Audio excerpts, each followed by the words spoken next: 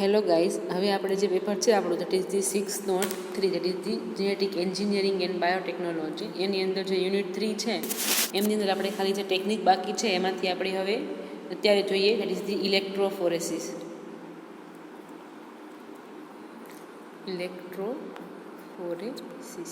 તો what is the electrophoresis? તો કે ઇલેક્ટ્રોફોરેસિસ મેથડ છે મોસ્ટલી છે એ મોલેક્યુલર બાયોલોજીની અંદર જે યુઝ થાય છે. Method use for the separation and characterization of the biologically macromolecules such as proteins and nucleic acid. Clear? તો કે મોસ્ટલી છે પ્રોટીન્સ અને ન્યુક્લિક એસિડ જેવા મેક્રોમોલેક્યુલ્સ છે એના સેપરેશન માટે છે એ યુઝ થાય છે. લાઇક ક્રોમેટોગ્રાફી, પણ ક્રોમેટોગ્રાફીની અંદર આપણે ઇલેક્ટ્રિક કરંટ એપ્લાય કરતા નથી. પણ અહીંયા એક ડિફરન્સ શું છે? તો કે અહીંયા ઇલેક્ટ્રિક કરંટ છે એપ્લાય કરવામાં આવે છે. એટલે મોલેક્યુલ છે ઇલેક્ટ્રિક કરંટ અને એની સાઇઝ વાઇઝ છે પોતે છે એ તમારા સપોર્ટ મીડિયમ ઉપર છે એ ટ્રાવેલ થાય છે અને ડિફરન્શિએટ થાય છે on the basis of their size and voltage and there electric current. Clear? તો અહીંયા એક મેઇન ડિફરન્સ છે કે ઇલેક્ટ્રોફોરેસિસની અંદર તમારે છે એ ઇલેક્ટ્રિક કરંટ છે એ અપ્લાય કરો છો, જ્યારે તમે ક્રોમેટોગ્રાફીમાં ઇલેક્ટ્રિક કરંટ છે એપ્લાય કરતા નથી. એટલે કે પ્રોટીન્સ છે, ન્યુક્લિક એસિડ છે, બીજા બધા વાયરસ છે, સ્મોલ ઓર્ગનલ્સ છે, એને ડિફરન્શિએટ કરવા માટે છે એ ઇલેક્ટ્રોફોરેસિસ ટેકનિક છે એનો યુઝ કરવામાં આવે છે. ક્લિયર? હવે ઇલેક્ટ્રોફોરેસિસ છે એની અંદર સપોર્ટ મીડિયમ તરીકે મોસ્ટલી છે પેપરનો યુઝ થાય છે અથવા જેલનો યુઝ પણ કરવામાં આવે છે એઝ સપોર્ટ મીડિયમ તરીકે. ઘણીવાર પેપરનો યુઝ કરવામાં આવે છે, ઘણીવાર છે એ જેલનો પણ યુઝ કરવામાં આવે છે. અને પેપર તરીકે મોસ્ટલી નાઇટ્રોસેલ્યુલોઝ પેપરનો યુઝ કરવામાં આવે છે, જ્યારે જેલ તરીકે અગાર રોઝ, પછી છે પોલીએક્રેલેમાઇડ, આ બધે જેલનો યુઝ કરવામાં આવે છે. અને મોલેક્યુલ છે એ ડિફરન્શિએટ થાય છે on the basis of charge and size. હવે આપણે જોઈએ the principle of the electrophoresis. Clear? તો કે ઇલેક્ટ્રોફોરેસિસનો પ્રિન્સિપલ શું છે, કયા બેઝ પર પોતે વર્ક કરે છે? તો કે ઇલેક્ટ્રોફોરેસિસ છે એ અલગ અલગ એ ગ્રીક વર્ડ છે અને અલગ અલગ વર્ડ્સનો બનેલો છે. એમાં electro means energy of electricity and phoresis means to carry across. Clear? Electrophoresis છે એ ગ્રીક વર્ડ છે, એમાં ઇલેક્ટ્રોનો મીન્સ થાય છે એનર્જી ઓફ ઇલેક્ટ્રિસિટી અને ફોરેસિસનો મિનિંગ થાય છે ટુ કેરી અક્રોસ. એટલે કે જ્યારે તમે કોઈ પણ મોલેક્યુલ છે તમે ઇલેક્ટ્રોફોરેસિસ ચેમ્બરની અંદર નાખો છો, અપ્લાય કરો છો અને પછી તમે એને ઇલેક્ટ્રિક કરંટ પાસ કરો છો, ત્યારે આ મોલેક્યુલર છે ઇલેક્ટ્રિક કરંટના બેઝ ઉપર ઇલેક્ટ્રિક કરંટના કરંટ અપ્લાય કરવામાં આવે ત્યારે મોલેક્યુલ છે પોતાની સાઇઝ વાઇઝ અકોર્ડિંગ છે એ પોતે છે સપોર્ટ મીડિયમ ઉપર છે એ ટ્રાવેલ થાય છે અને પોતાની સાઇઝ વાઇઝ પોતે છે એ ડિફરન્શિએટ થાય છે, એટલે કે સેપરેટ છે એ થાય છે. એક્ઝામ્પલ તરીકે લઈ લો, ધારો કે તમારો આ ઇલેક્ટ્રોફોરેસિસની ચેમ્બર છે, ચેમ્બરમાં આવા વેલ આવેલા હોય છે, એ આપણે આગળ જોશું કઈ રીતે વેલ બનાવવાના છે. આ તમારી ચેમ્બર છે, આ તમારા બે આયન્સ છે. ક્લિયર? આ નેગેટિવ પોલ્સ ને આ પોઝિટિવ પોલ્સ. અહીંયા તમે સેમ્પલ ફિલ કર્યું છે. તમારા સેમ્પલમાં અલગ અલગ બે ટાઈપના ન્યુક્લિક એસિડનું મિક્સર આવેલું છે. ક્લિયર? હવે ધારો કે પ્રોટીન્સ લઈ લઈએ, ત્યારે અલગ અલગ પ્રોટીન્સનું મિક્સર આવેલું છે. ધારો કે પ્રોટીન્સ છે એની અંદર પ્રોટીન્સ છે એ મોસ્ટલી આપણને ખબર છે કે અમાઇનો એસિડના બનેલા હોય છે. ક્લિયર? હવે અમુક અમાઇનો એસિડ છે એ પોઝિટિવ ચાર્જવાળા હોય અને અમુક અમાઇનો એસિડ એ નેગેટિવ ચાર્જવાળા હોય છે. હવે જે પ્રોટીન્સ છે એ એનો ચાર્જ કેવો છે એ કેના પર ડિપેન્ડ કરે? તો એની અંદર આવેલા અમાઇનો એસિડના ચાર્જ ઉપર ડિપેન્ડ કરે. હવે તમારા જે સેમ્પલ છે એની અંદર ધારો કે અલગ અલગ 5 અમાઇનો એસિડ આવેલા છે, એમાંથી 3 અમાઇનો એસિડ છે એનો પોઝિટિવ ચાર્જ છે અને 2નો નેગેટિવ ચાર્જ છે. ક્લિયર? તો તમારો જે આ પ્રોટીન સેમ્પલ છે કે જેની અંદર 5 અલગ અલગ અમાઇનો એસિડ છે એનો નેટ ચાર્જ શું થાય? Positive charge. તમારા પ્રોટીનનો નેટ ચાર્જ પોઝિટિવ થશે કેમ કે 3 અમાઇનો એસિડ છે કે જેની પાસે પોઝિટિવ ચાર્જ છે, એટલે તમારા પ્રોટીનનો નેટ ચાર્જ પોઝિટિવ થશે. હવે પોઝિટિવ ચાર્જવાળું જે સેમ્પલ છે તમે અહીંયા ફિલ કરો છો. હવે તમારો જે જ્યારે તમે એને કરંટ અપ્લાય કરો છો ત્યારે શું થશે? તો કે પોઝિટિવ ચાર્જવાળા અમાઇનો એસિડ છે એ પોતે નેગેટિવ ચાર્જવાળા તરફ એટ્રેક્ટ થશે અને અહીંથી રિપલ થશે અને એટ્રેક્ટ થશે એટલે નેગેટિવ તરફ મૂવ થશે. ક્લિયર? અને પોતે પોતાના મોલેક્યુલર સાઇઝ વાઇઝ પોતે છે એ બેન્ડ છે એ આપશે. ક્લિયર? તો તમારું જે ઇલેક્ટ્રોફોરેસિસ છે એ આ પ્રિન્સિપલ ઉપર છે એ કામ કરે છે કે જ્યારે ઇલેક્ટ્રિક કરંટ છે એ પાસ કરવામાં આવે છે ત્યારે કોઈ પણ મોલેક્યુલ છે એ એના ચાર્જને અકોર્ડિંગ જો પોઝિટિવ હશે તો નેગેટિવ તરફ મૂવ થશે અને નેગેટિવ વાળો મોલેક્યુલ તો કોઈ પોઝિટિવ ચાર્જ તરફ મૂવ થશે અને પોતાની સાઇઝ વાઇઝ પોતે છે એ તમારા સપોર્ટ મીડિયમ ઉપર છે એ પોતે ડિફરન્શિએટ થાય છે, એટલે કે સેપરેટ થાય છે. ક્લિયર? તો આ મેઇન એનો પ્રિન્સિપલ છે ઇલેક્ટ્રોફોરેસિસ ટેકનિકનો. હવે વાત કરીએ કમ્પોનન્ટ, તો કે ઇલેક્ટ્રોફોરેસિસ જે ઇન્સ્ટ્રુમેન્ટ છે એમાં કયા કયા કમ્પોનન્ટ આવેલા હોય, તો કે પહેલું કમ્પોનન્ટ છે તો કે power supply with the voltmeter end voltage regulator. તો કે તમારી ચેમ્બરને પાવર સપ્લાય છે એ પ્રોવાઈડ કરવાનો હોય છે, એટલા માટે એની માટે પાવર સપ્લાય માટે વોલ્ટમીટર અને વોલ્ટેજને રેગ્યુલેટ કરવા માટેનું વોલ્ટેજ રેગ્યુલેટર છે એ જરૂરી છે. બીજું શું છે, તો કે electrophoresis tank that hold electrophoresis buffer and anode and cathode connected through the power supply. ધારો કે તમારી આ ચેમ્બર છે, ઇલેક્ટ્રોફોરેસિસની ચેમ્બર, ક્લિયર. તો આને કહેશું આપણે ઇલેક્ટ્રોફોરેસિસ ટેન્ક. આ ટેન્ક છે કે જેની અંદર બફર છે એ ફિલ કરેલું હોય છે અને જેની સાથે એનોડ અને કેથોડ એટલે કે પોઝિટિવ અને નેગેટિવ બંને છે એ કનેક્ટ કરેલા હોય છે. બીજું અને કે પાવર સપ્લાય માટે અહીંયા વોલ્ટમીટર હશે, ક્લિયર, કે જે પાવર સપ્લાય કરશે, અને વોલ્ટમીટરને રેગ્યુલેટ કરવા માટે વોલ્ટેજ રેગ્યુલેટર પણ આવેલું હશે. ત્યારબાદ શું આવશે, ગ્લાસ પ્લેટ. આપણે પહેલાં વાત કરી કે તમારા જે ઇન્સ્ટ્રુમેન્ટ છે, તમારું જે ફોરેસિસ ચેમ્બર છે એમાં સપોર્ટ મીડિયમ તરીકે પેપર હશે અથવા જેલ હશે. તો પેપર અથવા જેલને હોલ્ડ કરવા માટે અહીંયા ગ્લાસની અંદર પ્લેટ હશે કે જેની ઉપર તમારે જેલ કે એવું છે પાથરી દેવાનું છે. તો એ ગ્લાસ પ્લેટ હશે કે જે હોલ્ડ કરશે જેલને, ક્લિયર. જો પેપર હોય તો પેપરને હોલ્ડ કરવા માટે કંઈ જરૂર છે નહીં, એટલી બધી ખાસ એવી. નેક્સ્ટ છે કોમ્બ હશે. કોમ્બ એટલે કે અહીંયા આવો આવેલો છે, લાઈક આપણા જે રૂટીન કોમ્બ હોય એવો કોમ્બ હશે, આવો પ્લાસ્ટિકનો કોમ્બ હશે. એ કોમ્બ તમારે અહીંયા રાખી દેવાનો છે. પહેલાં તમે તો બફર બનાવો છો, પછી તમે તમારી જેલ બનાવો છો. હવે જેલ બનાવો છો, આ જેલ છે આખી. જેલ બનાવ્યા પછી જેલ શું થશે, લિક્વિડ ફોર્મમાં હશે. પહેલાં જ્યારે બનાવશો ત્યારે એમાં મોનોમર તમે મિક્સ કરશો અને પછી મોનોમર મિક્સ થઈ અને તમે એને થોડોક ટાઈમ માટે 2 થી 3 કલાક રહેવા દેશો એટલે સોલિડ ફોર્મમાં કન્વર્ટ થઈ જશે, સેમી સોલિડ સમથિંગ જેલ જેવું, ક્લિયર. તો હવે તમે જ્યારે જેલ પ્રિપેર કરો ત્યારે તમારે અહીંયા વચ્ચે જેલમાં આગળના ભાગ ઉપર તમારે અહીંયા કોમ્બ રાખી દેવાનો છે, ક્લિયર. આ કોમ્બ શું કરે છે, તો કે જેલમાં વેલ પાડવા માટે જવાબદાર છે. અહીંયા કોમ્બ મૂકી દેવાથી અહીંયા શું થઈ જશે, વેલ છે એ ફોર્મ થશે અને તમે આફ્ટર જેલથી સોલિડ થઈ જાય તમારે છે એ કોમ્બ છે રિમૂવ કરી દેવાનું છે કે જેના કારણે અહીંયા તમને અહીંયા આવા વેલ છે એ જેલની અંદર ફોર્મ થશે અને એ વેલની અંદર તમારા સેમ્પલ છે એ ઇન્કોર્પોરેટ છે એ કરી દેવાના છે. આપણે અહીંયા ડીપમાં સમજીએ. ધારો કે આ તમારી ઇલેક્ટ્રોફોરેસિસની એસેમ્બલી છે, આ તમારો ટેન્ક છે, ઇલેક્ટ્રોફોરેસિસ ટેન્ક. એની ઉપર આ ગ્લાસની પ્લેટ છે કે જેની ઉપર તમારે જેલ છે એ નાખવાની છે. તમે જેલ નાખી તો કે જેલ બનાવવા માટે તમારે અલગ અલગ કમ્પોનન્ટ છે એ મિક્સ કરવા પડે. એમાં અલગ અલગ જેલના મોનોમર, અગાર જેલ હોય તો એના મોનોમર અલગ હોય, અગાર જેલ હોય તો એના મોનોમર અલગ હોય. તમારે અલગ અલગ 2 થી 3 મોનોમર છે મિક્સ કરવાના હોય છે. હવે તમે એના મોનોમર મિક્સ કરો છો પણ તમે અહીંયા ગ્લાસની જે પ્લેટ છે એ પાથરી દો છો ત્યારે તમારું જે જેલ છે લિક્વિડ ફોર્મની અંદર છે, હજી જેલ સોલિડ થયું નથી. લાઈક અગારમાં કેમ કરીએ, અગાર છે ઓટોક્લેવ કરીએ છીએ પછી એને પ્લેટમાં નાખીએ છીએ અને પછી ઠંડી થાય છે, લાઈક વાઇઝ જેટ જેલમાં પણ આવું જ થાય છે. તમે એકવાર જેલ બનાવી નાખો પણ તમે એને પોર કરી દો પણ તમારે 2 થી 3 કલાક રાખી દેવાની, પછી છે એ સોલિડિફાઈ થાય છે, ક્લિયર. હવે જ્યારે જેલ તમે બનાવી નાખો છો અને પોર કરી દો છો પ્લેટ ઉપર ત્યારે તમારે અહીંયા ઉપર અહીંયા કોમ્બ રાખી દેવાનો છે, આવો કોમ્બ, ક્લિયર.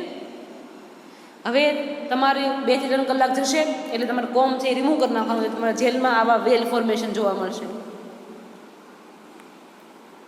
હવે તમે કોમ્બ રિમૂવ કરો છો એટલે તમને જેલની અંદર આવા વેલ ફોર્મેશન થઈ જશે, ક્લિયર. અને હવે તમે આ વેલમાં તમારું સેમ્પલ છે એ ફિલ કરી શકો છો અને સેમ્પલને ફિલ કર્યા પછી તમે એને ઇલેક્ટ્રિક કરંટ પાસ કરી શકો છો અને પાસ કરો એટલે તમારું સેમ્પલ ધીમે ધીમે રન થશે, ક્લિયર. તો આમ એમાં કોમ્બ પણ આવેલો હોય છે. ત્યારબાદ આટલી વસ્તુ છે તમારા ઇલેક્ટ્રોફોરેસિસના ચેમ્બરની અંદર છે એ આવેલી હોય છે, ક્લિયર. ત્યારબાદ જોઈએ આપણે ફેક્ટર અફેક્ટિંગ ધી ઇલેક્ટ્રોફોરેસિસ. તો કે કયા ફેક્ટર છે તમારે અફેક્ટ કરે, તો કે પહેલું it is the charge, size and shape. Charge, size and shape of the molecules. તમે કયા મોલેક્યુલ્સને કેરી કરો છો, સેપરેટ કરો છો, એ મોલેક્યુલનો ચાર્જ કેવો છે, એની સાઇઝ કેવી છે, એ પણ બહુ અફેક્ટ કરે છે. ધારો કે તમારો કોઈ મોલેક્યુલ છે એની એ પોતે એનો મોલેક્યુલર વેઇટ છે એ હાઈ છે, ક્લિયર. એનું મોલેક્યુલર વેઇટ છે એ હાઈ છે. અલગ અલગ અહીંયા તમારો કોઈ પણ સેમ્પલ છે એમાં હાઈ અને લો અલગ અલગ 2 કોમ્પ્લેક્સ મિક્સર ભેગું આવેલું છે. તો જે મોલેક્યુલ્સ છે, જે લો મોલેક્યુલર વેઇટવાળા કમ્પોનન્ટ છે અહીંયા મિક્સરમાં એ અને બી બંને કમ્પોનન્ટ છે. એ છે એનો મોલેક્યુલર વેઇટ છે એ હાઈ છે અને બીનો છે એ લો છે. હવે તમે જ્યારે કરંટ પાસ કરશો ત્યારે શું થશે કે લો મોલેક્યુલર વેઇટવાળા કમ્પોનન્ટ છે એ વધારે સ્પીડથી રન થશે અને જ્યારે હાઈ છે એ પોતે અત્યારે સ્પીડથી રન થઈ શકશે નહીં, એટલે તમને નજીકમાં છે એનો બેન્ડ મળશે. અને હાઈવાળા અને લોવાળા છે એ ઝાઝા બધા ફાસ્ટ મૂવ થશે અને ખૂબ દૂર સુધી મૂવ થશે અને તમને ખૂબ દૂરે છે એ પોતે બેન્ડ છે એ ફોર્મ કરશે.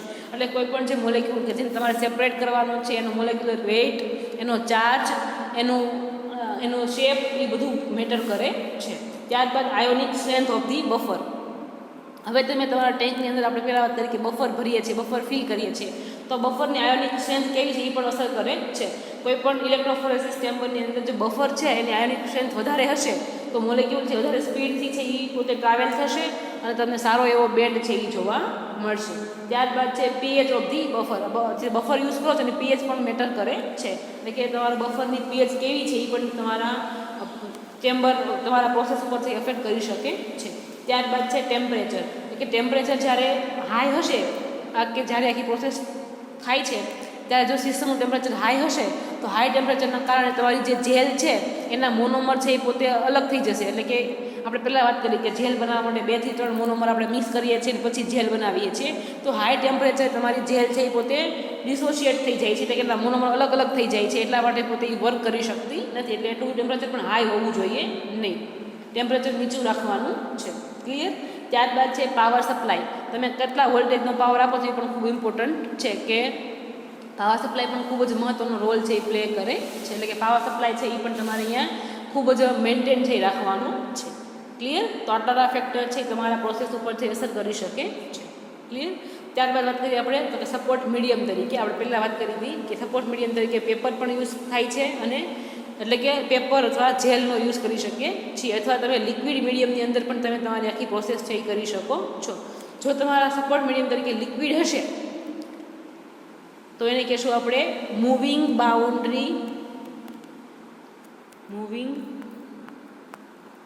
બાઉન્ડ્રી ઇલેક્ટ્રોફોરેસિસ, અને જો સપોર્ટ મીડિયમ તરીકે સોલિડ હશે તો એને કહેશું આપણે ઝોન ઇલેક્ટ્રોફોરેસિસ. સોલિડમાં પેપર પણ આવશે અને જેલ પણ આવશે. સોલિડમાં પણ આવશે પેપર પ્લસ જેલ બંને. ક્લિયર?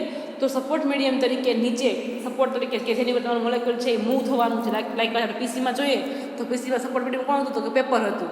ક્લિયર? તો લાઇકવાઇઝ અહીંયા ઇલેક્ટ્રોફોરેસિસ છે એમાં સપોર્ટ મીડિયમ તરીકે જો કોઈ પણ લિક્વિડ હશે તો એને કહેશું આપણે મૂવિંગ બાઉન્ડ્રી ઇલેક્ટ્રોફોરેસિસ, અને સપોર્ટ મીડિયમ તરીકે જો સોલિડ હશે તો એને કહેશું આપણે ઝોન ઇલેક્ટ્રોફોરેસિસ. ક્લિયર? હવે વાત કરીએ આપણે ફિલ્ટર પેપરની, તો કે આપણે વાત કરી કે સપોર્ટ મીડિયમ તરીકે ફિલ્ટર પેપરમાં આપણે કોને લઈ શકીએ તો કે વોલ્ટમાન ફિલ્ટર પેપરનો યુઝ કરી શકીએ. ત્યારબાદ તો કે વોલ્ટમાન ફિલ્ટર પેપર છે કે જેની અંદર 95% સેલ્યુલોઝ આવેલું હોય, આવા પેપરનો આપણે છે યુઝ કરી શકીએ છીએ ફોર ધી ઇલેક્ટ્રોફોરેસિસ પર્પઝ. ત્યારબાદ આપણે સ્પેશિયલ ટાઈપના ક્રોમેટોગ્રાફિક પેપર અથવા એનો પણ યુઝ કરી શકીએ છીએ for the purpose of electrophoresis. Clear?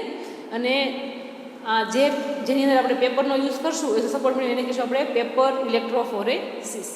Clear? અને આપણે જેલનો પણ યુઝ કરી શકીએ છીએ. ત્યારબાદ આપણે પેપરમાં કયું તો કે Whatman filter paper. That is the Whatman filter paper. એની ઉપરાંત આપણે સેલ્યુલોઝ એસિટેટ સ્ટ્રીપનો પણ યુઝ કરી શકીએ છીએ. પેપર તરીકે વોટમાન ફિલ્ટર પેપર યુઝ કરીએ છીએ, અને વોટમાન ફિલ્ટર પેપરની અંદર 95% સેલ્યુલોઝ આવેલું હોય છે, એટલે આપણે એનો જે વધારે પ્રમાણમાં યુઝ કરી શકીએ છીએ. ત્યારબાદ આપણે સ્પેશિયલ ટાઈપના ક્રોમેટોગ્રાફિક પેપરનો યુઝ કરી શકીએ છીએ, અથવા અધરવાઇઝ આપણે સેલ્યુલોઝ એસિટેટ સ્ટ્રીપનો પણ યુઝ કરી શકીએ છીએ. નેક્સ્ટ વાત કરીએ આપણે જેલ, તો કે આપણે કઈ જેલનો યુઝ કરી શકીએ છીએ તો કે જેલની અંદર છે મોસ્ટલી અગાર જેલ, પછી અગાર રોઝ જેલ, ત્યારબાદ છે પોલીએક્રેલામાઇડ જેલ, ત્યારબાદ છે સ્ટાર્ચ જેલ. આ બધાનો આપણે યુઝ કરી શકીએ છીએ, પણ મોસ્ટલી છે એ અગાર રોઝનો છે યુઝ કરવામાં આવે છે. અગાર રોઝ એઝ વેલ એઝ પોલીએક્રેલામાઇડ, આ બંને જેલ છે વધારે પ્રમાણમાં યુઝ કરવામાં આવે છે. અગાર જેલ, સ્ટાર્ચ જેલ, પછી આનો પણ યુઝ કરી શકીએ છીએ. અગાર રોઝ અને પોલીએક્રેલામાઇડ જેલ છે એ મોસ્ટ કોમનલી છે એ યુઝ કરવામાં આવે છે. ક્લિયર? ત્યારબાદ આપણે જોઈએ તો કે વાત કરીએ આપણે ફર્સ્ટ તો કે આપણે વાત કરી કે બફર, તો કે આપણે બફર લેવાનું છે કે બફરની અંદર આપણે કેમ પીસીની અંદર આપણે શું યુઝ કરતા હતા તો સોલવન્ટ સિસ્ટમ લાઇક અહીંયા શું યુઝ કરવાનું બફર યુઝ કરવાના છે અલગ અલગ ટાઈપના બફર. તો બફર તરીકે તમે કોનો યુઝ કરી શકો તો કે એસિટિક એસિડ છે, બોરિક એસિડ છે, સિટ્રિક એસિડ છે, ગ્લાયસિન છે, ફોસ્ફોરિક એસિડ છે, ટોરિન છે, ટ્રાઇસિન છે, ટ્રીસ છે, MOPS આ બધા બફર્સનો તમે યુઝ કરી શકો છો ફોર ધી ઇલેક્ટ્રોફોરેશન ટેકનિક. ક્લિયર. ત્યારબાદ વાત કરીએ આપણે નેક્સ્ટ જોઈએ તો કે તમે તમારા પેપર જેલ ફોર્મેશન કરી નાખ્યું છે, જેલ કરી નાખી, સેમ્પલમાં કોમ્બ થ્રુ તમે વેલ પણ કરી નાખ્યા, વેલમાં તમે સેમ્પલ પણ લોડ કરી દીધું. હવે સેમ્પલ લોડ થશે તમે એને ચાર્જ આપશો એટલે સેમ્પલ રન થશે. હવે આફ્ટર રન થઈ ગયા પછી તમારે શું સ્ટેપ આવશે તો કે ડિટેક્શન એન્ડ આસે. ક્લિયર. આપણને ખબર છે કે પ્રોટીન્સ છે, ન્યુક્લિક એસિડ છે, બધા કેવા છે મોલેક્યુલ્સ જે કલરલેસ તમે ઇઝીલીથી સ્પોટ થશે નહીં. તમારે એની માટે સ્પેશિયલ ડિટેક્શન છે એ કરવું પડશે. તો detection is done by the different way. First it is the staining. Next છે ફ્લુરોસન્ટ. નેક્સ્ટ છે યુવી એબ્ઝોર્પ્શન અને ત્યારબાદ છે રેડિયો એક્ટિવિટી. અલગ અલગ 4 ટેકનિક તમે છે કોઈ પણ મોલેક્યુલ્સ છે ને ડિટેક્ટ કરી શકો છો અને ફર્ધર એનો સ્પોટ છે કે એનો બેન્ડ છે એ જોઈ શકો છો અને તમે ફર્ધર એને એનાલાઇઝ છે એ કરી શકો છો. ક્લિયર. આ હતી ડિટેક્શન ટેકનિક. ત્યારબાદ હવે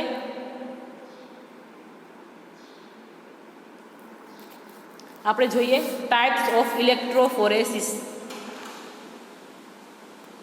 that is the types of electrophoresis. આપણે પહેલાં વાત કરી કે આપણે ઇલેક્ટ્રોફોરેસિસ ટેકનિક છે અને મેઇનલી છે એ 3 ટાઈપની અંદર ડિવાઈડ કરીએ છીએ. પહેલું કયું તો કે that is the boundary electrophoresis કે જેની અંદર લિક્વિડ મીડિયમ હોય છે સપોર્ટ મીડિયમ તરીકે. Clear. That is the boundary electrophoresis. ત્યારબાદ વાત કરીએ આપણે તો કે ઝોન ઇલેક્ટ્રોફોરેસિસ કે જેની અંદર સોલિડ મીડિયમ હોય સપોર્ટ મીડિયમ તરીકે કહીશું આપણે ઝોન ઇલેક્ટ્રોફોરેસિસ. અને અહીંયા જેલ છે એને અલગથી મેન્શન કર્યું છે.